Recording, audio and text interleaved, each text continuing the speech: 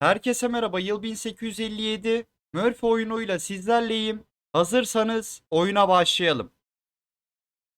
E4, E5, at F3, at C6, fil C4, İtalyan açılışı, fil C5, B4, Evans gambiti, gelişim üstünlüğünü ve merkezi ele geçirmek için piyon feda ediyor.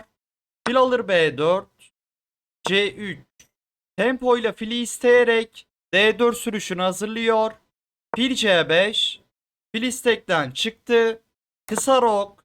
Şah güvenliğini sağladı. D4 temposunu elinde bulunduruyor. D6. Merkez E5 piyonunu desteklerken filin çaprazını açıyor. D4. Tempo ile fili isteyerek D4'ü sürdü. İdeal D4, E4, merkez piyon yapısını oluşturdu. Fil B6 hamlesiyle merkezdeki gerilimi devam ettirmek en iyisi olurdu. Fil B6 devamında D alır E5, D alır E5, vezir alır D8, at alır D8 devamında at alır E5 ile Murphy verdiği piyonu geri alarak materyal dengesini sağlayacaktı ama siyahların piyon yapısı daha sağlıklı olduğu için hafif bir avantajı olacaktı. E alır D4, gerilimi sonlandırıyor ve merkez E5 piyonundan vazgeçiyor. Vezir takasını engelledi ve materyal avantajını devam ettiriyor. C alır D4, fil B6, D5. Atı isteyerek tempo ile alan kazandı. At C E7, E5. Rakip şahı merkezde yakalamak için dikeyleri açmak istiyor. Fil G4. Atı açmaz aldı. D alır E5 ile piyon kazanmak isteyerek rakibini karar vermeye zorluyor. E alır D6 yapılırsa siyahlar vezir alır D6 hamlesiyle vezirini geliştirecek. H3.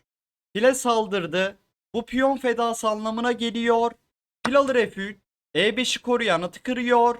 G alır F3 yapılırsa Murphy'nin şah kanadındaki piyon yapısı bozulur. Vezir alır F3. Siyahlar D alır E5 hamlesiyle piyon kazanmak isterse Murphy D6 ile devam eder. Filin çaprazını açar. Ver atı, ver F7'yi derdi.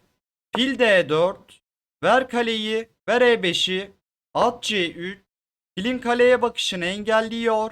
Fil alır E5, Murphy ikinci piyonu feda ederek bir çift avantajını ele geçirdi. Gelişim hesabı yaptığımızda Murphy rok attı. Veziri, atı ve fili gelişti.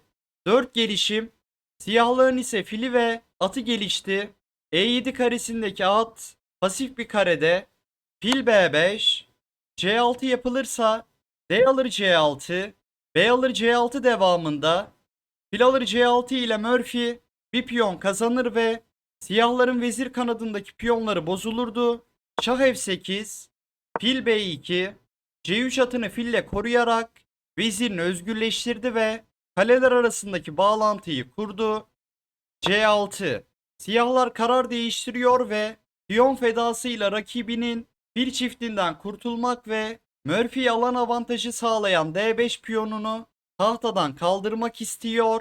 Fil D3, fil alır C3, fil alır C3 devamında at alır D5 ile siyahlar bir piyon daha kazanabilirdi ama zaten iki piyon önde. Artık gelişim problemlerini çözmek istiyor. At F6, D5 olan baskısını artırdı. Kale A E1, kalesini açık E dikeyinden aktifleştiriyor. At E alır D5 ile pasif atı değişmek daha iyi olabilirdi. Fil alır C3, D5'i destekleyen atı kırıyor. Fil alır C3, at F alır D5. Siyahlar 3 piyon öne geçiyor. Fil istek altında. Murphy'nin aletleri saldırı için hazır haldeyken siyahların roku bozuldu. Kaleler arasındaki bağlantıyı kurabilmesi kolay değil ve gelişimde geride kaldı. Fil A1, F6. A1 karesindeki filin karşısına piyon duvarı oluşturarak etkisini azaltmak istiyor. Fakat bu sürüş şahın etrafındaki açık renkli kareleri zayıflatıyor. Kale E6, kale D6'ya ve F6'ya baskı uygularken Murphy diğer kalesi için E1 karesinde yer açıyor. Vezir D7, ver kaleyi, kale F1, açık E dikeyinde kalelerini çiftledi. B5 hamlesiyle vezir kanadından atak başlatıyor. Murphy'den mükemmel bir kalite fedası geliyor. Kale alır E7, çift ünlem. Bilgisayar burada vezir alır E7 hamlesiyle veziri ver diyor. At alır E7, daha insanca bir hamle. Fil alır F6, çift ünlem. G alır F6 yapılırsa vezir alır F6 devamında şah G8'e giderse kale alır E7 hamlesi var. Şah E8'e giderse vezir alır H8 sonrasında Murphy çok üstün kalacak. At D5. Atı istekten çıkardı ve fili atla almak istedi. Murphy F6 karesindeki fili yanlış bir yere açarak şah çekerse basitçe siyahlar vezir F7 gelir. Fil E7. Hem vezirle hem fille aynı anda şah çekiyor. Şah E8 oynanırsa şah E8'e 3 hamlede mat var. Vezir H5. G6 zorunlu. Fil alır G6 ya da vezir alır G6. Haç alır G6 zorunlu. Fil alır G6 ile Murphy mat ederdi. Nerede kalmıştık? Fil E7. Şah G8. Murphy fil F5 geliyor ve siyahlar oyunu terk ediyor. Vezir istekten çıkarsa fil E6 ile oyun mata gider. Matı engellemenin tek yolu veziri vermek. Analizi beğendiyseniz videoyu beğenmeyi ve kanala abone olmayı unutmayın. Sonraki videoda görüşmek üzere.